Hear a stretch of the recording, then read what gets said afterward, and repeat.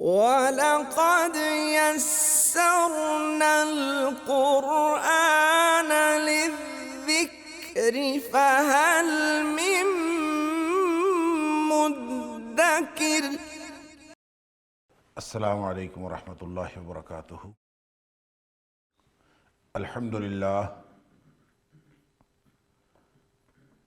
الحمدللہ وکفیٰ وسلام علی عبادہ الذین اصطفیٰ، اشہد ان لا الہ الا اللہ وحدہ لا شریک لہ واشہد ان محمدا عبدہ ورسولہ صلی اللہ علیہ وآلہ وسلم۔ اللہم صلی علی محمد وعلی آل محمد کما صلیت علی ابراہیم وعلی آل ابراہیم انک حمید مجید۔ اللہم بارک علی محمد وعلی آل محمد کما بارکت علی ابراہیم وعلی آل ابراہیم انک حمید مجید۔ اما بعد فاعوذ باللہ السمیع العلیم من الشیطان الرجیم من ہمزہ ونفخہ ونفثہ، بسم اللہ الرحمن الرحیم۔ والتی احصنت فرجہا فنفخنا فیہا من روحنا وجعلناہا وابنہا آیۃ للعالمین۔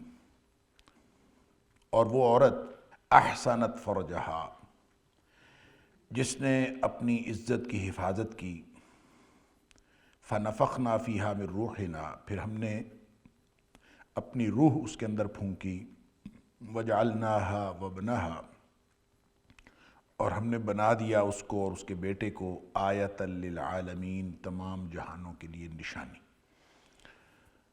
آیت نمبر 91 سورۃ الانبیاء، یہاں سے آج کے سبق کا آغاز اللہ کی توفیق سے ہو رہا ہے، اور یہ وہ آیات ہیں، یا یوں کہہ لیجئے کہ یہ اس مضمون کا اختتامی حصہ ہے جو آیت نمبر 51 سے شروع ہوا تھا اور آیت نمبر 93 پہ جا کے اس کا اختتام ہو رہا ہے۔ اس میں انبیاء کا ذکر ہوا، مختلف قسم کے انبیاء، اللہ کریم نے ان کے نام لیے اور سب کی ایک پوری یعنی انبیاء کی تاریخ بتائی، اور خاص طور پہ آیت نمبر 91 سے ما قبل جو آیت ہے اس میں اللہ کریم نے حضرت زکریا علیہ السلام کا ذکر فرمایا، ان کو جو بیٹا عطا ہوا یحییٰ علیہ السلام، ان کا ذکر ہوا، اور پھر جتنے بھی انبیاء جن کا ذکر ہوا تھا ان کے بارے میں جو اللہ کریم نے ان کی دعائیں قبول فرمائیں، اللہ تعالیٰ نے ان کے بارے میں سرٹیفکیٹس جاری فرمائے۔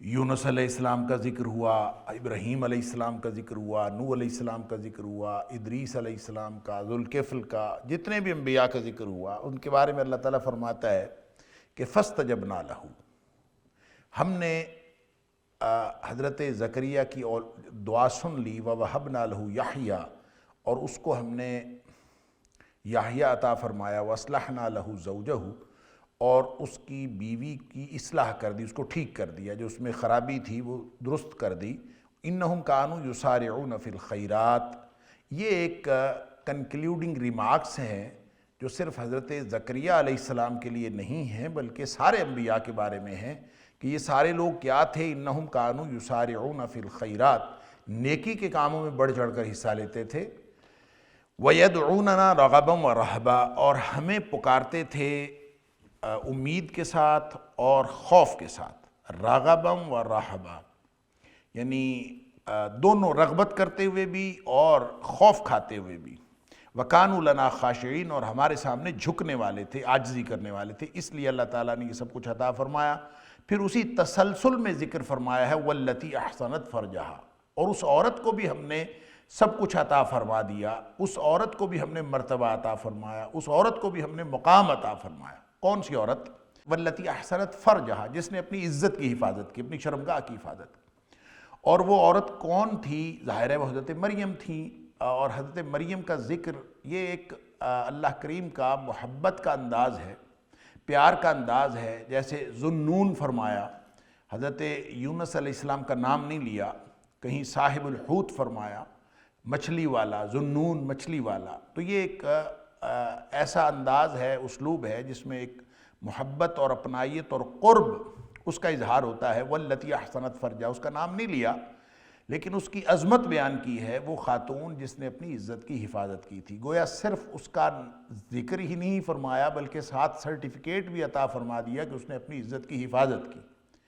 تو عزت کی حفاظت کی تو اللہ کے انعامات ہوئے. گویا باقی ساری باتوں کے ساتھ یہ ایک ایڈیشنل کوالیفیکیشن جو ہے، ایڈیشنل میرٹ بھی ہے کہ جو اللہ کو پکارتے ہیں، دین کے کاموں میں، نیکی کے کاموں میں آگے بڑھتے ہیں، رغبت کے ساتھ اور خوف کے ساتھ اللہ تعالیٰ سے دعائیں کرتے ہیں، وَكَانُوا لَنَا خَاشِعِينَ. اور پھر ایک بات یہ کہ وہ ہمارے سارے کے سارے جو ہیں وہ ہمارے سامنے جھکنے والے تھے، عاجزی کرنے والے تھے. اور وہ خاتون بھی جس نے اپنی عزت کی حفاظت کی، فَنَفَخْنَا فِيهَا مِن رُوحِنَا، پھر ہم نے اپنی روح پھونک دی اس میں، وَجَعَلْنَاهَا وَابْنَهَا آیَةً لِلْعَالَمِينَ. اور پھر ہم نے روح پھونک کر اس کو اور اس کے بیٹے کو جہانوں کے لیے نشانی بنا دیا. یہ جو روح پھونکی ہے یہ ہے وہ معاملہ روح اللہ. اسی وجہ سے حضرت عیسیٰ علیہ السلام کا لقب کہ اللہ کی روح، اللہ کی طرف سے پھونکی گئی روح. اور اسی طرح کے جو بائبل کے بیانات ہیں کہ اللہ نے روح پھونکی، اگرچہ اس کے اندر بہت ساری تحریف ہو چکی، لیکن بہرحال یہ ایک بات کامن ہے اور یہ قرآن نے بھی اس کی تصدیق کی کہ اللہ کی روح تھی، اللہ نے روح پھونکی. تو اسی روح پھونکنے کی وجہ سے، اسی سبب سے جو عیسائی ہیں وہ حضرت عیسیٰ علیہ السلام کو اللہ کا بیٹا قرار دیتے ہیں. اللہ نے اپنی روح پھونکی، اور اللہ نے اپنی روح پھونکی سے وہ باقی ساری تشریحات روح اللہ کی باقی تشریحات خود کر دیتے ہیں، اور روح اللہ ہونے کو بنیاد بناتے ہیں اللہ کا بیٹا ہونے اور الوہیت میں شریک ہونے کو. لہٰذا وہ جو تثلیث کا عقیدہ ہے اس میں بہت ساری جو بنیاد ہے وہ یہ روح اللہ یا روح کا ایک بالکل مجرد تصور ہے. ہم کوئی تصور قائم نہیں کر سکتے کہ اللہ نے روح کیسے پھونکی. قرآن میں دوسری جگہوں پہ بیان ہوا اور احادیث کے اندر بھی جس کا ذکر ہے کہ جبریل علیہ السلام نے روح پھونکی، اللہ کی طرف سے پھونک ماری. روح پھونکنا کا مطلب یہ ہے کہ پھونک ماری. اب ظاہر ہے کہ اللہ تعالیٰ نے ایک بالکل غیر فطری طریقے سے، اور حضرت مریم جو تھیں وہ یعنی صرف یہ نہیں تھا کہ حضرت مریم کا یہاں پہ ذکر کیا ہے، بلکہ ساتھ یہودیوں کے لگائے ہوئے الزامات اور حتیٰ کہ عیسائیوں کے لگائے ہوئے الزامات، ان سب کا قلع قمع میں کر دیا ہے یہ کہہ کے کہ التی احسنت فرجہا، کہ اس نے اپنی عزت کی حفاظت کی تھی. لہٰذا حرام سے تو وہ بچتی ہی تھیں، جس طرح سے یہودیوں کا عقیدہ ہے کہ وہ حرام سے نہیں بچی، نعوذ باللہ من ذالک. اور اللہ جو فرماتا ہے اس کا مفہوم یہ ہے کہ وہ صرف حرام سے نہیں بچی بلکہ عبادت میں اس قدر مشغول تھیں کہ وہ حلال ذمہ داری سے بھی بچی ہوئی تھیں، اور انہوں نے کوئی شادی نہیں کی. لم یمسسنی بشر، خود قرآن کہتا ہے کہ وہ کہتی ہیں مجھے تو کبھی کسی حلال طریقے سے بھی کسی بشر نے نہیں چھوا، تو بیٹا کیسے ہو سکتا ہے. تو یہ حضرت مریم کی جہاں پہ یہ پاک بازی بیان ہو رہی ہے اور یہاں پہ یہودیوں کی اور عیسائیوں کی ساری اس گفتگو کا بطلان کیا جا رہا ہے جو وہ کہتے تھے، تو اس میں صرف ایک بات ہے کہ روح پھونکی. اب روح پھونکنے کا ایک بالکل ایک تصور ہے، وہ کوئی بھی شخص کسی بھی طرح کا تصور کر سکتا ہے، لیکن اگر کوئی اس سے یعنی یہ گویا متشابہات قرآنی میں سے ہم سمجھ نہیں سکتے روح پھونکنے کا کیا مطلب. پھونک ماری، سمپلی پھونک ماری ہو سکتا ہے. اگر جبریل نے بھی پھونک ماری تو وہ روح اللہ ہی ہے، کیونکہ جبریل علیہ السلام نے اللہ کے حکم سے پھونک ماری. لہٰذا اللہ کی طرف فَنَفَخْنَا فِيهَا مِن رُوحِنَا، اگرچہ بذریعہ جبریل یہ سارا معاملہ ہوا لیکن اللہ نے ہی کیا، اللہ کے حکم سے ہوا، لہٰذا اس کی نسبت اللہ کی طرف. رہ گئی یہ بات اس سے الوہیت ثابت ہوتی ہے کہ نہیں ہوتی. تو روح اللہ کی طرف سے صرف عیسیٰ علیہ السلام کو نہیں پھونکی گئی کہ جس سے الوہیت ثابت ہو جائے، روح تو ہر انسان کو پھونکی گئی. فَنَفَخْتُ فِيهِ مِن رُوحِي، یہ حضرت آدم علیہ السلام کے بارے میں فرمایا کہ میں نے اس میں پھر اپنی روح پھونکی. اور حضرت آدم علیہ السلام کے بارے میں نہیں بلکہ ہر انسان کے بارے میں بھی فرمایا. سورہ سجدہ میں بَدَأَ خَلْقَ الْإِنسَانِ مِن طِینٍ، اللہ تعالیٰ نے یہ جو انسان کی جو تخلیق ہے اس کا ابتدائی خلاصہ جو ہے مٹی سے اللہ تعالیٰ نے بنایا، اور اس کو مٹی سے من سلالۃ من ماء مہین، حقیر پانی کا جو خلاصہ تھا، یہ ایک سسٹم اللہ نے بنایا. ابتدائی طور پر انسان کی مٹی سے پیدائش ہوئی، پھر اس کے بعد اللہ فرماتا ثم سواہ ونفخ فیہ من رُوحِہ، کہ پھر اللہ تعالیٰ نے اس کو ٹھیک کیا اور اس کے اندر اللہ نے اپنی روح پھونکی. اور یہ ہر انسان کے بارے میں ہے. وَبَدَأَ خَلْقَ الْإِنسَانِ مِن طِینٍ، ہر انسان کی جو ابتدا ہوئی ہے وہ مٹی سے ہوئی ہے، ہر انسان جو ہے وہ حقیر کا پانی کے خلاصے سے پیدا ہوا ہے، ہر انسان میں اللہ نے اپنی روح پھونکی ہے، ثم سواہ ونفخ فیہ من روحہ، اور اگر روح پھونکنے سے الوہیت ثابت ہوتی ہے تو پھر ہر انسان کی الوہیت ثابت ہوتی ہے، پھر صرف عیسیٰ علیہ السلام کی نہیں ثابت ہوتی۔ عیسیٰ علیہ السلام میں روح پھونکی، اس سے کوئی اشتباہ نہیں ہوتا، کیوں کہ اللہ نے وہی معاملہ ہر انسان کے ساتھ کیا ہے۔ ایک روح جو ہے وہ کیا ہے، یسالونک عن الروح، لوگ روح کے بارے میں سوال کرتے تھے، سورہ بنی اسرائیل کے اندر ہم پڑھا ہے۔ تو فرمایا کہہ دیجئے قل الروح من امر ربی، یہ امر ربی نہیں ہے بلکہ رب کے امر سے ہے، امر ربی سے ہے، من امر ربی، رب کے حکم سے ہے۔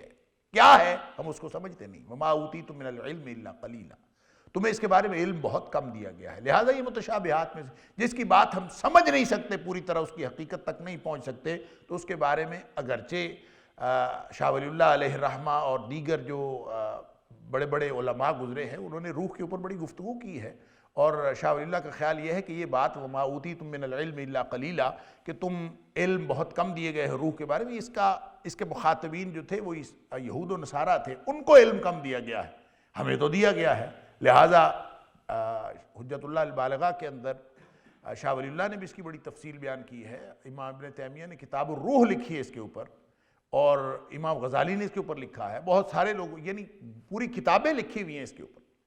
لہٰذا کہنے کی بات یہ ہے کہ یہ جو روح کا معاملہ ہے یہ کیا ہے، اس کی حقیقت کو ہم نہیں پہنچ سکتے ساری ڈسکشن کے باوجود۔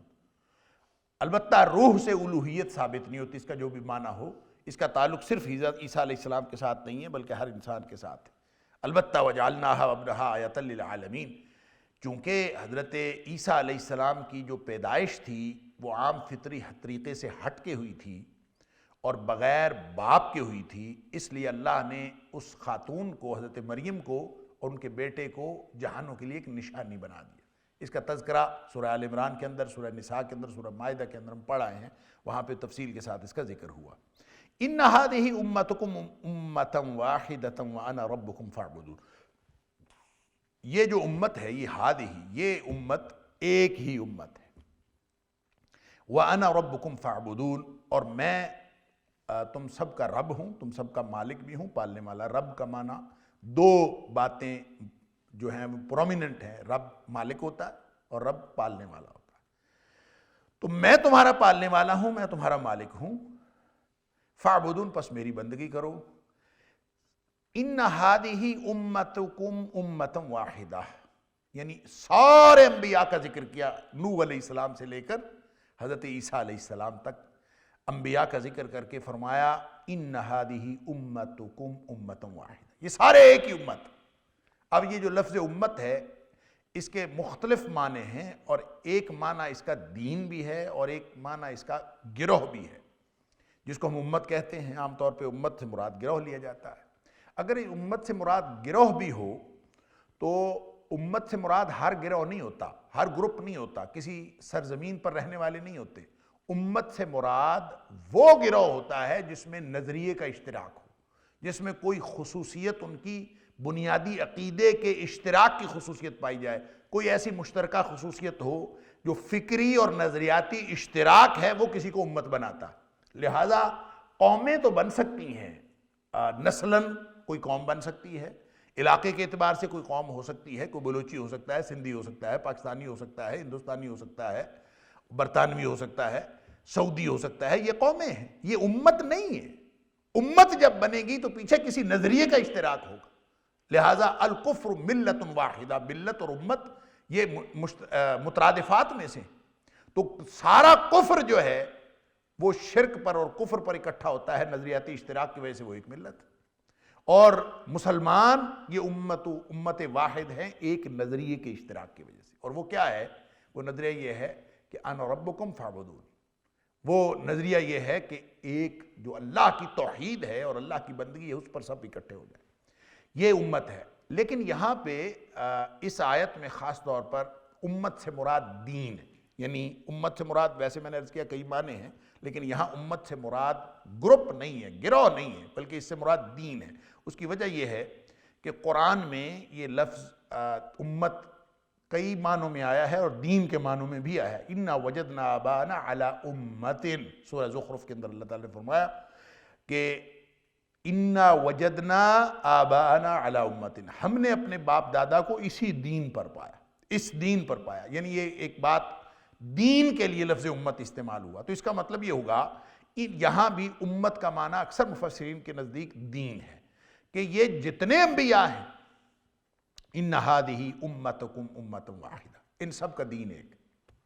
اور وہ دین کیا ہے؟ وہ دین یہ ہے کہ وَأَنَا رَبُّكُمْ فَاعْبُدُونِ، اس کی بنیاد توحید ہے، میں تمہارا رب ہوں۔ اور یہی مشترکہ نقطہ دعوت تھا سارے انبیاء کا، ان الدین عند اللہ الاسلام، اللہ کے نزدیک دین صرف اسلام ہے۔ تو سورۃ الانبیاء میں سارے انبیاء کا ذکر کر کے گویا آیت نمبر 51 سے لے کر آیت نمبر 93 تک اللہ کریم نے یہاں جتنے انبیاء کا ذکر کیا ہے، اس کا خلاصہ یہ ہے کہ یہ سارے انبیاء ایک ہی دین کی دعوت لے کے آئے تھے، اور وہ دعوت کیا تھی؟ وہ توحید کی دعوت تھی۔ لہٰذا مشرکین مکہ ہوں یا تاریخ کے کسی بھی دور کے مشرک ہوں، ان کو کھلا اعلان کیا جا رہا ہے کہ ہر نبی شرک کے خلاف ایک محاذ لے کے آیا اور اس نے اللہ کی توحید کا اعلان کیا۔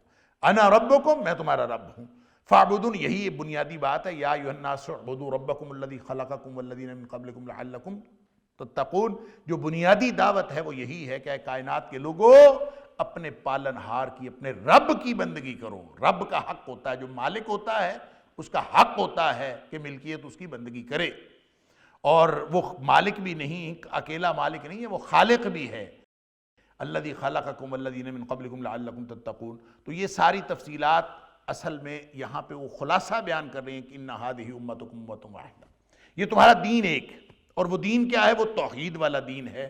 نبی کریم صلی اللہ علیہ وسلم، البتہ شریعتیں مختلف ہیں سارے انبیاء، نبی کریم صلی اللہ علیہ وسلم، بخاری شریف کے اندر، مسلم شریف کے اندر حدیث ہے، آپ نے فرمایا الانبیاء اخوۃ لعلہ، جو سارے انبیاء ہیں سارے اللہ بھائی ہیں، دینہم واحدہ و امہاتہم شتیٰ، یعنی اس طرح سے کہ ان کی مائیں مختلف ہیں اور ان کا دین ایک ہی ہے، ایک دین پر سارے کے سارے آئے ہیں، اور دین کیا ہے؟ اسلام۔ مائیں مختلف ہونے کا مطلب یہ ہے کہ ان کے جو شریعتیں مختلف ہیں، طریقہ کار مختلف ہیں، وضعی قوانین مختلف ہیں، ہر دور کے اعتبار سے، ہر جگہ کے اعتبار سے، یعنی اس کا جو طریقہ کار ہے وہ مختلف رہا، شریعتیں مختلف ہے، دین ایک۔ اور یہ ہے خلاصہ کہ تمام انبیاء کی دعوت جو ہے وہ ایک ہے، اور انبیاء کی وحدت یہاں پہ بیان کی گئی۔ وَتَقَطَّعُوا أَمْرَهُمْ بَيْنَهُمْ كُلٌّ إِلَيْنَا رَاجِعُونَ، اللہ اکبر، اور انہوں نے کاٹ ڈالا، ٹکڑے ٹکڑے کر لیا۔ وَتَقَطَّعُوا، انہوں نے ٹکڑے ٹکڑے کر لیا، امرہم، اپنا معاملہ، امر سے مراد دین، وہی دین جو ایک تھا لوگوں نے ٹکڑے ٹکڑے کر لیا۔ یہاں دونوں معنی ہیں کہ اپنے معاملے کے بارے میں ٹکڑے ٹکڑے ہو گئے، یا انہوں نے دین کو ٹکڑے ٹکڑے کر لیا، جو بھی معنی کر لیں مفہوم ایک ہی ہے۔ وَتَقَطَّعُوا أَمْرَهُمْ بَيْنَهُمْ، آپس میں جو ان کا معاملہ تھا اس میں وہ ٹکڑے ٹکڑے ہو گئے۔ اس کا مطلب یہ ہوا کہ اللہ کریم نے جو دین دیا تھا وہ تو ایک تھا، انبیاء آتے رہے، وہ ڈراتے رہے، لیکن لوگ جو ہیں وہ آپس میں اختلاف کر کے، اور گروہ گروہ جو بنے ہیں اس امت میں، یہ لوگوں نے خود، جیسے سورہ بقرہ کی آیت نمبر 213 کے اندر اور سورہ شورى میں آیت نمبر 13 اور 14 کے اندر اللہ کریم نے فرمایا کہ یہ سارا کا سارا اختلاف لوگوں نے خود پیدا کیا ہے۔ یہ بات ہو رہی ہے تاریخ کی، یعنی نبی اکرم صلی اللہ علیہ وآلہ وسلم سے پہلے کی جو تاریخ ہے انبیاء کی، یہ ان کی بات ہو رہی ہے کہ انہوں نے یہ کیا، انہوں نے یہ کیا، اور حالانکہ ان سب کا دین ایک تھا، بلکہ خطاب ہے ان ہذہ امتکم امۃ واحدہ، یہ تمہارا دین ایک ہے، ساری تاریخ کے لوگوں کو خطاب ہے، یہود و نصارہ کو بھی خطاب ہے، مشرکین کو بھی خطاب ہے، سب کو خطاب ہے کہ تمہارا ایک ہے۔ لیکن چونکہ تاریخ بیان ہو رہی ہے، یہاں آ کے وہ جو پچھلی آیت میں ان ہذہ امتکم امۃ واحدہ، حاضر کا صیغہ استعمال کیا گیا ہے، خطاب کیا گیا ہے، اور یہاں غائب کا صیغہ تقطعوا امرہم بینہم۔ تو قرآن کا جو اسلوب ہے، جہاں کہیں بھی حاضر سے غائب کی طرف جانا یا غائب سے حاضر کی طرف آنا، یہ کچھ مفہوم رکھتا ہے، اس کے اندر اپنی حکمتیں ہیں، اور مفسرین نے جو یہاں پہ جہاں کہیں بھی حاضر سے غائب کی طرف جانا ہے، یہ کسی حد تک بعد اور دوری کا مفہوم دیتا ہے۔ گویا اللہ کریم نے ان کی پوری تاریخ بیان کر کے، جو انبیاء کے معاندین تھے، جنہوں نے جب تک انبیاء کے مشن کا ذکر ہو رہا تھا، جب تک ان کی شریعتوں کا ذکر ہو رہا تھا، جب تک ان کی خوبیوں کا ذکر ہو رہا تھا، تو معاملہ اس تاریخ بتاتے ہوئے بھی جو اسلوب اختیار کیا گیا وہ حاضر کا اختیار کیا گیا۔ اور جب یہ بات کی، اس کے مخالفت کی اور دشمنی کی، تو پھر غیب کا صیغہ استعمال کیا گیا۔ یہ نہیں کہا کہ تم لوگوں نے توڑ دیا، تم لوگوں نے دین کو آپس میں کاٹ ڈالا، ٹکڑے ٹکڑے کر دیا، نہیں، فرمایا انہوں نے ٹکڑے ٹکڑے کر دیا۔ تو غیب، حاضر سے غیب کی طرف جانا، دوری، بعد اور نفرت اور ایک طرح کی ناراضگی اور ناپسندیدگی کا اسلوب ہے کہ اللہ کریم نے جو لوگ اپنے آپ کو، دین کو ٹکڑے ٹکڑے کر لیتے ہیں، ان کو اللہ پسند نہیں کرتا۔ لہٰذا کان الناس امۃ واحدہ، لوگ تو سارے ایک تھے، انبیاء آتے رہے اور ان کو ڈراتے رہے، دین ایک ہی تھا، لوگ بھی ایک تھے۔ کل مولود یولد علی الفطرہ، ہر پیدا ہونے والا بچہ جو ہے وہ بھی فطرت پہ پیدا ہوتا ہے، اور لوگوں نے ان کو فابواہ یحودانہ یا ینصرانہ یا یمجسانہ، ان کے جو براٹ اپ ہے سارا، وہ اس کو کوئی یہودی بنا دیتا ہے، کوئی مجوسی، فرقے ماحول کرتا ہے، والدین کرتے ہیں، اور یا پھر فرمایا بغیم بینہم، یا پھر آپس میں اختلاف، آپس میں حسد کی وجہ سے لوگ جو ہیں وہ ٹکڑے ٹکڑے ہو جاتے ہیں۔ جو بھی وجہ ہو، جہاں ٹکڑے ٹکڑے ہوئے ہیں وہ اللہ کو پسند نہیں ہے، اللہ کی ناپسندیدگی کی بات ہے۔ جن لوگوں نے بھی الذین فرقوا دینہم وکانوا شیعا، جو لوگ اپنے دین کو ٹکڑے ٹکڑے کر لیتے ہیں اور آپس میں گروہ بن جاتے ہیں۔ یہ گروہ کیسے بھی بن جائیں، آپ کہیں کہ ہم بلوچی ہیں، وہ پنجابی ہیں، ہم سندھی ہیں، وہ فلاں ہیں، ہم پاکستانی ہیں، وہ ہندوستانی ہیں، وہ برطانوی ہیں، یہ کیا ہے؟ یہ تقسیم آپ نسلی کریں یا آپ علاقائی کریں، یا یہ جو سیاسی تقسیم ہوئی ہے، ہم نے ایک خلافت اسلامیہ کو، ملت اسلامیہ کو 56 یا 58 اسلامی ملکوں میں تقسیم کر دیا، اور سیاسی تقسیم کر کے بہرحال ہم گروہ تو ہوئے۔ اب ہر ایک کے اپنے اپنے مفادات ہیں، ہر ایک کی اپنی اپنی ضرورتیں ہیں، ہر ایک کی اپنی اپنی احتیاجات ہیں۔ تو دین، چاہے وہ دین کی انٹرپریٹیشن کے اعتبار سے ٹکڑے ٹکڑے کیا جائے، اپنی ذاتی ذوق کی بنیاد پر کیا جائے، تصوف کی بنیاد پر کیا جائے، روحانیت کی بنیاد پر کیا جائے، دین کی تشریحات کی بنیاد پر کیا جائے، مسلک بنائے جائیں، یا سیاسی طور پر امت کو تقسیم کیا جائے، یا علاقائی طور پر تقسیم کیا جائے، کسی بھی طرح سے کوئی بھی تقسیم اللہ کو پسند نہیں۔ اللہ نے ایک دین دیا تھا، ان ھذہ امتکم امۃ واحدہ، اور وہ کیا ہے؟ سب اس بات پر متفق ہو جائیں کہ ایک اللہ ہے اور اسی کی بندگی کرنی ہے۔ بس جب یہ مقصد کا اشتراک اکٹھا ہوتا ہے تو یہی مقصد تخلیق ہے۔ وما خلقت الجن والانس الا لیعبدون، ہر انسان کو پیدا اس لیے کیا ہے کہ تاکہ وہ میری بندگی کرے۔ تو اللہ کی بندگی وہ واحد بات ہے، اللہ کی وحدانیت اور اسی کی بندگی، یہ وہ واحد بات ہے جس پر اشتراک ہو سکتا ہے۔ حتیٰ کہ اہل کتاب کو بھی دعوت دی گئی کہ تعالوا الی کلمۃ سواء بیننا وبینکم، آ جاؤ اس مشترکہ کلمے پر آ جائیں جو سب ہمارے اور تمہارے درمیان برابر ہے، اور وہ کیا ہے؟ اللہ نعبد الا اللہ، ہم اللہ کے علاوہ ہر باطل معبود، ہر کی اللہ کے علاوہ جتنی بھی عبدیت کی قسمیں ہیں وہ ساری ختم کر دیں، ایک اللہ کی عبادت کرنی، ایک اللہ کی عبدیت میں آنا، یہی وہ بنیاد ہے۔ لیکن اگر نہیں تو لوگ کیا کرتے ہیں؟ وَتَقَطَّعُوا أَمْرَهُمْ بَيْنَهُمْ، لوگوں نے ٹکڑے ٹکڑے کر دیا ہوا ہے، اپنے آپ کو ٹکڑے ٹکڑے کر لیا، یا دین کو ٹکڑے ٹکڑے کر لیا، گروہ بن گئے۔ کل الینا راجعون، ٹھیک ہے جہاں بھی ہیں سب نے آنا تو ہمارے پاس ہی ہے، کل الینا راجعون، سب نے لوٹ کے ہمارے پاس ہی آنا ہے۔ فمن یعمل من الصالحات وهو مؤمن فلا کفران لسعیہ وإنا لہ کاتبون۔ ہاں، اب وہاں پہ اجتماعی طور پر جو بھی صورت ہو گئی، جو ہمارے پاس آئے گا، ہر ایک نے اپنے اعمال کا جواب دینا ہے۔ فمن یعمل من الصالحات، جس نے بھی نیک اعمال میں سے کچھ کیا ہوگا، وہو مومنون، اور حالت ایمان میں کیا ہوگا، فلا کفران لسعیہ، اس کی کوشش کی ناقدری نہیں کی جائے گی، جس نے کوشش محنت کی ہے۔ اب یہ ایک بہت امید افزا آیت ہے، یعنی اس سارے فرقہ واریت کے ماحول میں، اس مسلکی طور پر، نظریاتی طور پر، سیاسی طور پر، علاقائی طور پر ٹکڑے ٹکڑے ہو جانے والی، یعنی جو حال تاریخ میں امتوں کا تھا وہی حال اس امت کا ہے کہ سب ٹکڑے ٹکڑے ہو گئے. کوئی مختلف معاملات نہیں ہیں جو پہلے لوگوں نے کیے اب جو ہے کوئی مختلف نہیں ہوئے، لیکن ان سارے حالات میں بھی نہ فرائض ساقط ہوتے ہیں، نہ اللہ کا دین پرانا ہوتا ہے، اور نہ ہی اللہ کا دین ناقابل عمل ہوتا ہے، وہ پھر بھی قابل عمل رہتا ہے. اس کے ہر شخص کو اللہ تعالیٰ نے جتنی صلاحیت دی ہے اس کے مطابق عمل کرے. لا یکلف اللہ نفسا الا وسعها، جتنی استطاعت دی ہے اللہ تعالیٰ نے اس کے مطابق اللہ تعالیٰ ذمہ داری ڈالتا ہے. لہٰذا اللہ کا قانون یہ ہے کہ سب نے ہماری طرف لوٹنا ہے، جس نے ٹکڑے ٹکڑے کیا وہ بھی اور جس نے نہیں کیا وہ بھی، سب نے ہماری طرف آنا. اب وہاں ہوگا کیا کہ فَمَن يَعْمَلْ مِنَ الصَّالِحَاتِ وَهُوَ مُؤْمِنٌ، جو حالت ایمان میں نیکیاں کر کے آیا ہوگا.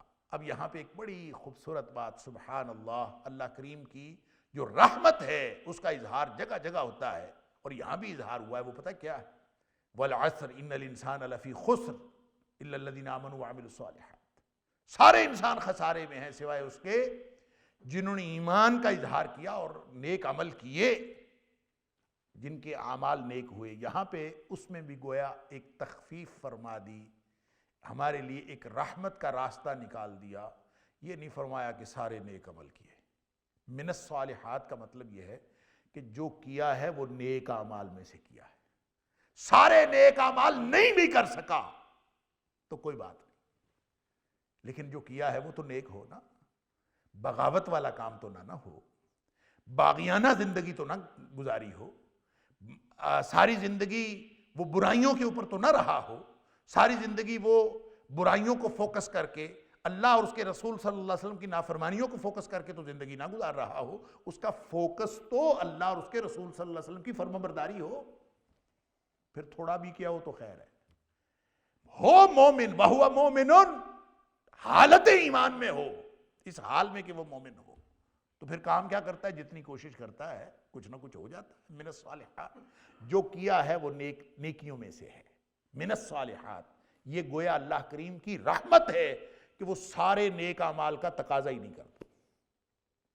لہٰذا ایک بات، ایک قانون جو دین کا ہے کہ ہر چیز کا نہ علم ہونا ضروری ہے، نہ ہر چیز کے بارے میں انسان کا استحضار ضروری ہے کہ ہر چیز کا انسان، ہر بندے کو ہر چیز کا علم ہو. یہ تو ممکن ہی نہیں. نہ یہ ممکن کبھی تھا نہ آج ہے. آج تو علم اتنا زیادہ ہو گیا ہے، دن بدن جو ہے وہ علم کی اتنی ڈائمنشنز، اتنی شاخیں اور اتنا کچھ پھوٹ گیا ہے، اور روزانہ علم ڈبل ہوتا جا رہا ہے، اور چیزیں جو ہیں وہ بڑھتی سے بڑھتی جا رہی ہیں، لکھا بھی جا رہا ہے، پڑھا بھی جا رہا ہے، اتنا کچھ پروڈیوس ہو رہا ہے. جب صرف اللہ کا قرآن تھا اور نبی کریم صلی اللہ علیہ وسلم کے فرامین سامنے تھے، سادہ دور تھا، اس وقت بھی ہر چیز کا علم ہونا ضروری نہیں تھا. لیکن جتنا علم ہو اس پر عمل ضروری ہے. جتنا علم آ گیا اس پر عمل ضروری. انسان یہ نہیں کر سکتا کہ علم آ جانے کے بعد پک اینڈ چوز کرتا رہے. نہیں، ادخلوا فی السلم کافہ، پورے کا پورا دین میں داخل ہونا پڑے. پھر پک اینڈ چوز نہیں ہے میں یہ کام کر لوں اور یہ نہ کروں. ہاں، علم نہیں ہے تو کوئی بات نہیں. بعض چیزوں کا علم نہیں ہوتا، بعض چیزیں مستحضر نہیں ہوتی. اس سلسلے میں وہ مثال بہت خوب ہے کہ حضرت عمر فاروق رضی اللہ تعالیٰ عنہ تلوار پکڑ کے کھڑے تھے نبی کریم صلی اللہ علیہ وسلم کی وفات کے وقت. جس نے کہا کہ نبی کریم صلی اللہ علیہ وسلم فوت ہو گئے، میں اس کی گردن اتار دوں گا. اب اس پر کیا کیا تھا صدیق اکبر رضی اللہ تعالیٰ نے؟ ایک آیت سنائی تھی قرآن پاک کی، اور وہ آیت قرآن میں تھی، اور حضرت عمر فاروق رضی اللہ تعالیٰ عنہ بھی پڑھتے تھے وہ آیت، لیکن اس وقت نہیں ذہن میں تھا یہ نقطہ. جب بتایا حضرت ابوبکر صدیق رضی اللہ تعالیٰ نے بتا دیا. عمر فاروق رضی اللہ تعالیٰ عنہ جیسا صاحب الرائے آدمی، جس کے بارے میں نبی کریم صلی اللہ علیہ وسلم کا فرمان یہ ہو کہ اگر کوئی میرے بعد نبی ہوتا تو عمر ہوتے، اس قدر صاحب فضیلت، اس کے لیے بھی اگر ہر چیز کا علم ہونا ضروری نہیں ہے تو ہم کون ہوتے ہیں؟ ہم کیوں کہیں کہ ہمیں ہر چیز کا علم ہونا ضروری. لیکن جو علم آ جائے اس علم آپ حاصل کرو. رب زدنی علما، دعا بھی کرو اللہ میرا علم زیادہ کر دے، اس علم میں اضافہ فرما، کوشش بھی کرو، علم حاصل کرو. لیکن جس بات کا علم آ جائے اس پر عمل کرنا ضروری ہے۔ اگر اس پر انسان عمل نہیں کرتا، پھر عمر فاروق نے رضی اللہ تعالیٰ نے یہی تو کیا، جو ہی علم آیا تلوار پھینک دی، فوراً اپنا طرز عمل بدل لیے۔ یہ اہل علم کی یہی بات ہے، انما یخشی اللہ من عبادہ العلماء۔ خشیت کہتے ہی اس خوف کو ہے جس میں عظمت موجود ہو، اور اللہ کی عظمت جن کو علم ہوتا ہے وہی اللہ کی عظمت کے معترف ہوتے ہیں، اور جن کو علم نہیں ہوتا وہ تو ان کو تو پتہ ہی نہیں ہوتا، ان کو معرفت ہی نہیں ہوتی، وہ معترف نہیں ہوتے اللہ کی عظمت کے۔ اس لیے جس کو جتنا علم آتا جاتا ہے وہ جھکا دیتا ہے، وہ خشیت میں مبتلا کر دیتا ہے، اور جو علم خشیت میں مبتلا نہ کرے اور خشیت الہی پیدا نہ ہو تو اس کا مطلب ہے وہ علم درست علم نہیں ہے جو اللہ کی خشیت پیدا نہیں کرتا۔ بہرحال یہاں اللہ کریم نے فَمَن يَعْمَلْ مِنَ الصَّالِحَاتِ وَهُوَ مُؤْمِنٌ فرمایا جتنا کر کے لے آؤ گے میں اتنا ہی قبول کر لوں گا۔ سبحان اللہ۔ جیسے سورہ شعراء میں غالباً فرمایا کہ الْيَوْمَ لَا يَنْفَعُ مَالٌ وَلَا بَنُونَ، اس دن نہ بیٹے کام آئیں گے نہ مال کام آئے گا۔ ہم سمجھتے ہیں دنیا میں جو ہم کما رہے ہیں، محنت کر رہے ہیں، ساری دنیا اسی چکر میں لگی ہوئی۔ اگر آپ کے پاس افرادی قوت آ جائے، اگر آپ کے پاس مال آ جائے، یہ کام نہیں آئے گا۔ یوم لا ینفع مال ولا بنون، نہ مال کام آنا ہے نہ بیٹے کام آنا ہے۔ کیا کام آئے گا؟ الا من اتی اللہ بقلب سلیم، سوائے اس شخص کے جو اپنا صحیح سالم دل لے کے آ گیا۔ اپنی کیفیتیں خراب نہ ہونے دو، اپنا فوکس خراب نہ ہونے دو، اپنا فوکس اللہ اور اس کے رسول صلی اللہ علیہ وسلم کی فرمانبرداری پہ رکھو، اللہ کی توحید پہ رکھو، نبی اکرم صلی اللہ علیہ وسلم کی رسالت پہ رکھو۔ فوکس اگر یہ ہے تو تھوڑا عمل بھی وہ قبول فرما لے گا۔ فَمَن يَعْمَلْ مِنَ الصَّالِحَاتِ، نیکیوں میں سے کوئی بھی کچھ بھی لے کے آ جائے گا۔ نہیں سارے دین پر، پوری دنیا پر اسلام کا غلبہ نہیں کر سکا، نہ صحیح کوشش تو کی ہو۔ وَلَيْسَ لِلْإِنسَانِ إِلَّا مَا سَعَىٰ وَأَنَّ سَعْيَهُ سَوْفَ يُرَىٰ، کوشش کو وہ دیکھے گا اور کوشش کے مطابق اس کو اجر دے دے گا۔ اللہ اکبر۔ لہٰذا جو بھی نیک عمل کر کے آئے گا، حالات جیسے بھی ہوں، وَهُوَ مُؤْمِنٌ، حالت ایمان میں ہو، فَلَا كُفْرَانَ لِسَعْيِهِ، اس کی کوشش کی اللہ قطعاً ناقدری نہیں کرے گا، یعنی اس کی ناقدری نہیں ہوگی۔ جو بھی لے کے آیا اللہ اس کی قدردانی فرمائے گا۔ وَإِنَّا لَهُ كَاتِبُونَ، ہر چیز ہم لکھ رہے ہیں، ہر چیز لکھی جا رہی ہے۔ اور مَا يَلْفِظُ مِن قَوْلٍ إِلَّا لَدَيْهِ رَقِيبٌ عَتِيدٌ، زبان سے کوئی لفظ نکلتا ہے، لکھنے والا تیار بیٹھا ہوتا ہے، وہ فوراً لکھ کے اللہ کے پاس لے جاتا ہے۔ ہر چیز لکھی جا رہی، وَإِنَّا لَهُ لَكَاتِبُونَ، ہم اس کو لکھ رہے ہیں۔ ظاہر ہے فرشتوں کے ذریعے سے اللہ تعالیٰ لکھ رہا ہے نا، خود تو نہیں لکھ رہا۔ اور فرشتے جو ہیں وہ کرامن کاتبین بٹھائے ہوئے ہیں، یعلمون ما تفعلون، اور جو کچھ تم کر رہے ہو سب اسی وقت لکھتے جا رہے ہیں، اور سارا کچھ اللہ کے پاس جا رہا ہے۔ اللہ اکبر۔ گویا وہ جو پورا نظام تھا نا، انبیاء کی پوری تاریخ بیان کی، اور یہاں سے آیت نمبر 94 سے آخر تک اس جو یعنی کہہ لیجئے کہ یہ جو مکمل ہوتی ہے صورت، وہاں تک نبی اکرم صلی اللہ علیہ وسلم کو آخر پہ تسلی بھی دی گئی ہے، اور اہل ایمان کو تسلی، جو عام طور پہ مکی صورتوں کا اسلوب ہے۔ لیکن یہاں انجام بتایا گیا ہے کہ اہل توحید کا انجام وہ ہے جو انبیاء کی تاریخ سے پتہ چلتا ہے، اور جو مشرکین ہیں، جو معاندین نبوت ہے، ان کا انجام اس سے مختلف ہے، یہ کبھی ایک نہیں ہو سکتا۔ لہٰذا جن لوگوں نے تو محنت کی اللہ کے دین کے لیے، نیکیوں میں کوشش کرتے رہے، فَمَن يَعْمَلْ مِنَ الصَّالِحَاتِ وَهُوَ مُؤْمِنٌ، حالت ایمان میں کی، کیونکہ حالت ایمان تو وہ بیسک پری ریکوزٹ ہے نا۔ اگر وہ نہیں ہوئی تو جتنی مرضی نیکیاں کو کرتا رہے، کوئی شخص اگر اسلام کے دائرے میں نہیں آتا، حالت ایمان میں نہیں ہے، اللہ پر ایمان نہیں ہے، اللہ کے رسول صلی اللہ علیہ وسلم پر ایمان نہیں ہے، اور وہ پورا ایمان جو ایک مرکب ہے، جو مفرد نہیں ہے، مرکب ہے، جس کے اندر اجزاء ہیں مختلف، تمام اجزاء پر اگر ایمان نہیں ہے تو عمل کا کوئی فائدہ نہیں ہے۔ وَهُوَ مُؤْمِنٌ، یہ بنیادی شرط ہے، حالت ایمان میں کیا ہو، وگرنہ نیکیاں تو کافر بھی کرتے ہیں۔ نیکی جو کافر کرتا ہے وہ بھی ضائع تو وہ بھی نہیں جاتی، کافر کی نیکی بھی نہیں ضائع جاتی، کیونکہ نبی کریم صلی اللہ علیہ وسلم فرمایا کافر کو اللہ تعالیٰ اس کی ساری نیکیوں کا بدلہ دنیا میں ہی دے دیتا، کیونکہ اس نے آخرت میں تو، آخرت اس کا ٹارگٹ ہی نہیں ہوتا، آخرت کے لیے اس کی نیت اور ارادے میں شامل نہیں ہوتا، آخرت اس کے ایمان میں شامل نہیں ہوتی۔ جب اس کے پروگرام میں آخرت شامل ہی نہیں ہے تو اس کو جنت دوزخ کی کیا پرواہ ہے؟ آپ جہنم کی بات کریں، جنت کی بات کریں، جو بھی کریں، اس کے پروگرام میں شامل ہی نہیں. وہ تو دنیا میں نیکیاں ساری کرتا ہے دنیا میں مفادات حاصل کرنے کے لیے, اور اللہ تعالیٰ اس کو دنیا میں مفاد دیتا رہتا ہے. نبی کریم صلی اللہ علیہ وسلم فرماتے ہیں کہ جب وہ مرتا ہے تو ایک بھی نیکی اس کے پلے نہیں رہتی. ساری نیکیاں جتنی اس نے کی ہوتی ہیں اللہ تعالیٰ دنیا میں اس کے بدلے میں کچھ نہ کچھ اس کو دے دیتا ہے, اور جب وہ مرتا ہے تو اس کے پاس کچھ نہیں ہوتا اور اللہ کے دربار میں خالی خالی جاتا ہے, اور ظاہر ہے پھر وہ کوئی اجر بھی آخرت میں نہیں لے سکتا. تو جو رہتا ہی دنیا میں زندگی گزارتا ہے دنیا کے لیے, ایمان ہے ہی نہیں, وہ نیکیاں جتنی مرضی کرتا رہے, ان کی قدردانی قیامت والے دن کوئی نہیں ہونی. وہ دنیا میں ہو گئی جو ہو گئی, آخرت میں نہیں ہے. ابھی بھی کچھ گزشتہ دنوں میں ایک بحث سوشل میڈیا پہ چلی ہوئی تھی کہ کسی نے کہہ دیا کہ یہ جو کافر ہیں یہ سارے جہنمی, اور اس پر جو ہے کچھ لبرلز نے ان کی وہ مولانا صاحب کی تقریر کے کلپس لے کے تو سوشل میڈیا پہ بڑا شور مچایا کہ دیکھو جی یہ جنت جہنم کے سرٹیفکیٹ پیش یہ دے رہا ہے. حد ہو گئی ہے.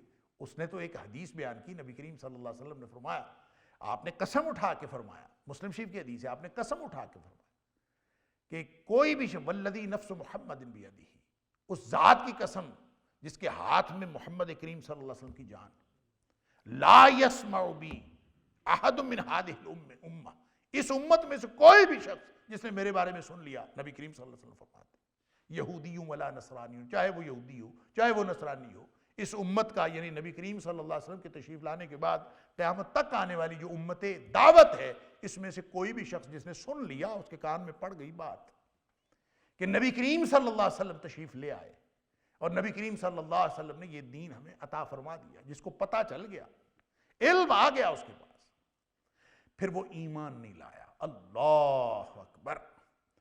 کس بات پر ایمان نہیں لایا؟ ما ارسلت بہ, جو مجھے دے کے بھیجا گیا ہے, جو میں لے کے آیا ہے, اس پر ایمان نہیں لاتا. وہ الا کان من اصحاب النار, وہ جہنمی ہوگا. یہ نبی کریم صلی اللہ علیہ وسلم قرآن بار بار کہتا ہے جنتی اور جہنمی, یہ سرٹیفکیٹ تو قرآن نے دیا ہے. تو جن لوگوں کو تکلیف ہے کہ کافروں کو جہنمی کیوں کہا, تو جو جنت اور جہنم پر ایمان ہی نہیں رکھتے ان کو پرابلم کیا ہے؟ اگر کسی عالم نے قرآن کی کوئی آیت سنا کر یا نبی کریم صلی اللہ علیہ وسلم کی کوئی حدیث سنا کر جنت اور جہنم کے بارے میں کوئی بات کر ہی دی ہے, تو جس شخص کا جنت اور جہنم پر ایمان ہی نہیں ہے اس کو اعتراض کرنے کا کیا حق ہے؟ اعتراض تو وہ کرے جس کا جنت اور جہنم پر ایمان, اور جس کا ایمان ہوگا اس نے نیکی ایک بھی کی ہوگی تو اللہ قبول فرما لیتا. ڈائمنشن اس کی سیدھی ہو جائے, بس رخ اس کا اللہ کی طرف ہو جائے, وہ بڑا غفور رحیم ہے. اللہ اکبر. چل پڑے کوئی شخص اس راستے پہ اور وہ بس ابھی چلا بھی ہو اور فوراً اس کی موت آ جائے, جیسا کہ وہ حدیث میں ہے 99 لوگوں کا قاتل جو تھا, بلکہ 100 لوگوں کا قاتل, وہ چل پڑا تھا. اور اسی طرح نبی کریم صلی اللہ علیہ وسلم نے ایک دفعہ ایک صحابی, غالباً اس کا نام اسیرم ہے, کہ ابھی ایمان لائے ہیں, کوئی نیکی نہیں کی, کوئی نماز نہیں پڑھی, کوئی زکوٰۃ نہیں دی, کوئی لمبا چوڑا کام نہیں کیا, ایمان لائے ہیں. ادھر سے جہاد کا جو ہے وہ اعلان ہو گیا اور جہاد کرنے چلے گئے, جاتے ہی شہید ہو گئے. اللہ اکبر. اور نبی کریم صلی اللہ علیہ وسلم نے ان کی شہادت کے بارے میں, ان کی جنتی ہونے کی خبر دی, اور ایک یعنی گویا وہ شخص کچھ بھی نیکی کیے بغیر, بس اس نے کوئی نماز نہیں پڑھی زندگی میں, کچھ نہیں, ایمان لایا ہے اور جہاد کیا اللہ کے راستے میں, اور اس سے بڑی بھی کوئی نیکی ہوگی اللہ نے وہی قبول فرما لی. تو کہنے کی بات یہ ہے کہ وہ تو قدردان ہے, فلا کفران لسعیہ, کوئی کوشش تو کرے, وہ قدردان ہے, کوئی اس کی طرف جائے تو صحیح. اس کا اعلان ہے کہ کوئی شخص اگر میری طرف آتا ہے نا بشبرن, کوئی جب میرا بندہ میری طرف ایک بالشت آتا ہے تو اللہ تعالیٰ فرماتا ہے کہ میں تقربت الیہ ذراعا, میں اس کی طرف ایک ہاتھ آتا ہوں. ومن تقرب الی ذراعا, اور کوئی شخص اگر میری طرف ایک ہاتھ آتا ہے تقربت الیہ باعا, میں یوں دونوں ہاتھ اس کی طرف. اللہ اکبر. یعنی کوئی آئے تو صحیح. اور اگر کوئی شخص ان تقرب الی یمشی, کوئی بندہ میری طرف چلتا ہوا آتا ہے تقربت الیہ ہرولا, میں اس کی طرف دوڑتا ہوا آتا ہوں. اب اللہ کی طرف سے تو ہر چیز کھلی ہے، اور یہ اللہ کی رحمت کے دروازے ہر وقت کھلے ہیں. کوئی شخص اگر اس طرف نہ آئے تو اس کی مرضی ہے. اس نے اعلان کیا ہے فَمَن يَعْمَلْ مِنَ الصَّالِحَاتِ، یہ اللہ کی رحمت کا اظہار ہے اس آیت میں کہ نہیں ساری نیکیاں ہوتی نہ صحیح. کتنی پریشانیاں ہیں ہمیں. ہم ہر انسان جو ہے وہ بیٹھا سوچتا ہے میں کیا کروں، نمازیں بھی پڑھنی ہیں، روزے بھی رکھنے ہیں، خدمت خلق بھی کرنی ہے، ماں باپ کی خدمت بھی کرنی ہے، دفتر میں بھی اچھا بولنا ہے، کاروبار بھی دیانتداری سے کرنا ہے، قرآن بھی پڑھنا چاہتا ہوں، حدیث بھی پڑھنا چاہتا ہوں، فقہ بھی سیکھنا چاہتا ہوں، اور میں دنیا کے علوم بھی سیکھنا چاہتا ہوں، ذکر اذکار بھی کرنا چاہتا ہوں، استغفار بھی کرنا چاہتا ہوں، درود شریف بھی پڑھنا چاہتا ہوں. کتنے کام ہے کرنے کے. اللہ اکبر. انسان کو ساری زندگی فرصت نہ ملے کسی چیز سے اگر وہ واقعتاً اللہ کی فرمانبرداری کرنا چاہتا. پیدا ہی بندگی کے لیے ہوا، اس کو پیدا ہی اس لیے کیا. لیکن یہ اس کی رحمت ہے کہ وہ کہتا ہے کچھ نہ کچھ تو کر کے لے آؤ. فَمَن يَعْمَلْ مِنَ الصَّالِحَاتِ وَهُوَ مُؤْمِنٌ، حالت ایمان میں اگر کوئی کچھ بھی نیکی کر کے لے آئے گا فَلَا كُفْرَانَ لِسَعْيِهِ وَإِنَّا لَهُ كَاتِبُونَ، لکھی ہوئی نیکی آ جائے صحیح. اللہ اکبر. اور اس کے اللہ کی رحمت کی بے شمار نشانیاں نبی کریم صلی اللہ علیہ وسلم نے بتائیں، قرآن میں جگہ جگہ پہ ہے.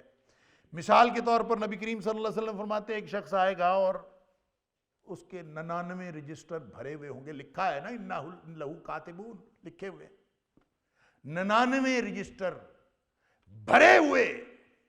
کس سے؟ گناہوں سے. اللہ. اس کو دکھائے جائیں گے یہ دیکھیں یہ تیرے گناہ ہیں. فَمَن يَعْمَلْ مِثْقَالَ ذَرَّةٍ خَيْرًا يَرَهُ وَمَن يَعْمَلْ مِثْقَالَ ذَرَّةٍ شَرًّا يَرَهُ. جو کیا ہے سب سامنے ہوگا. دیکھیں. اللہ اکبر. دیکھ لیا 99 رجسٹر. کوئی نیکی ہے تو لے آؤ. کوئی ہے تمہارے پاس کچھ؟ وہ کہے گا کچھ بھی نہیں. کوئی اس کے علاوہ کچھ ہے؟ کچھ بھی نہیں. بالکل نا امید اور مایوس ہو جائے. پھر ایک رجسٹر لایا جائے گا.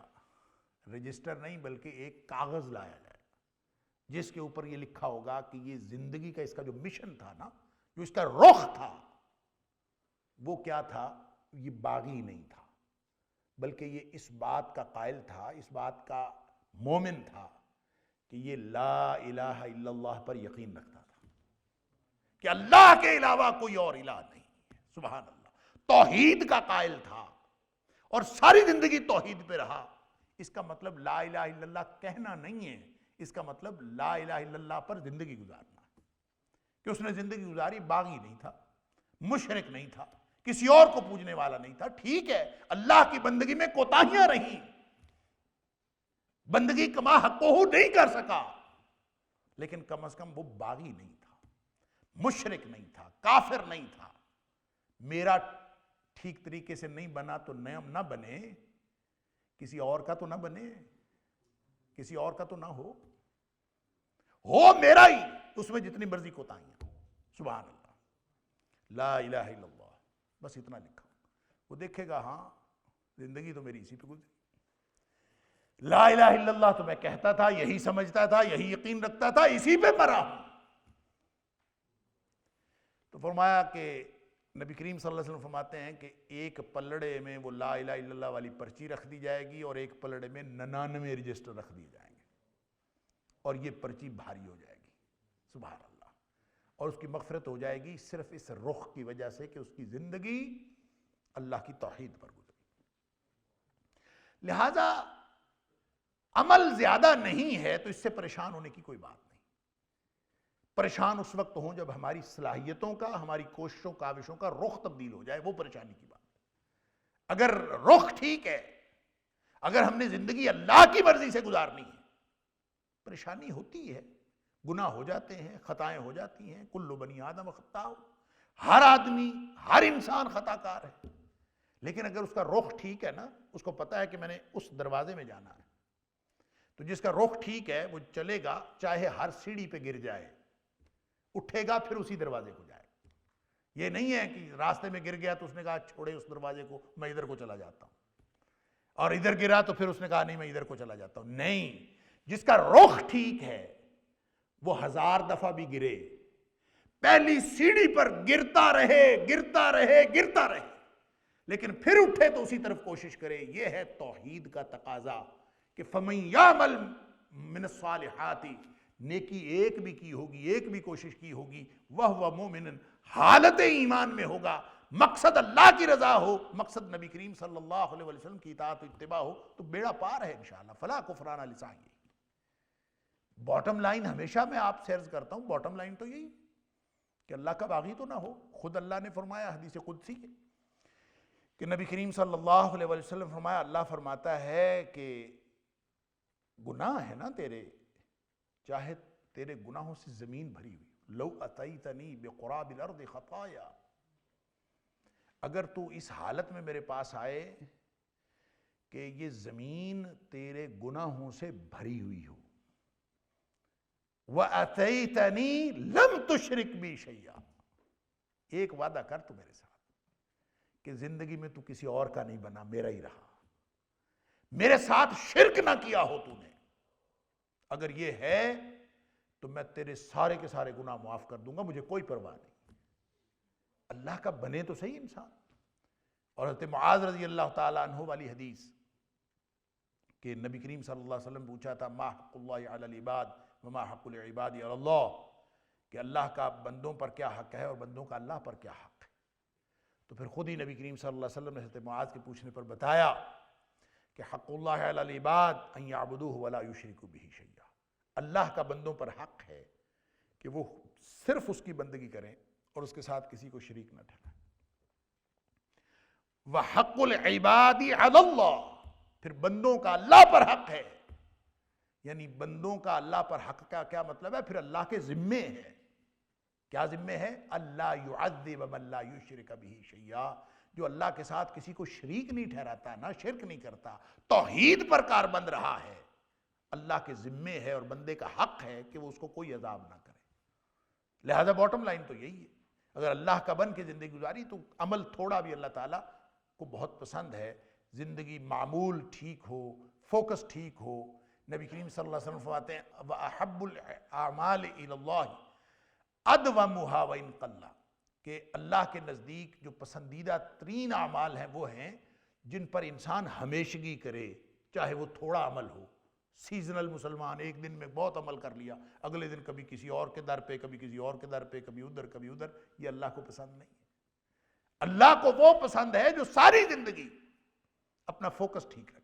انی وجہت وجہی الذی فطر السماوات والارض، زمین و آسمان کے خالق کی طرف نہ رخ کرے، حنیفاً، یک رخا ہو کے، وما انا من المشرکین، اللہ میں مشرکوں میں سے نہیں ہوں. جس نے یہ طے کر لیا، یہ بنیادی باٹم لائن کر لی، تو انشاءاللہ وہ جنتی ہے. فلا کفران لسعیہ، اس کے کوشش کی کوئی ناقدری نہیں کی جائے گی. إن هذا القرآن يهدي للتي هي أقوم ويبشر المؤمنين الذين يعملون الصالحات أن لهم أجرا كبيرا.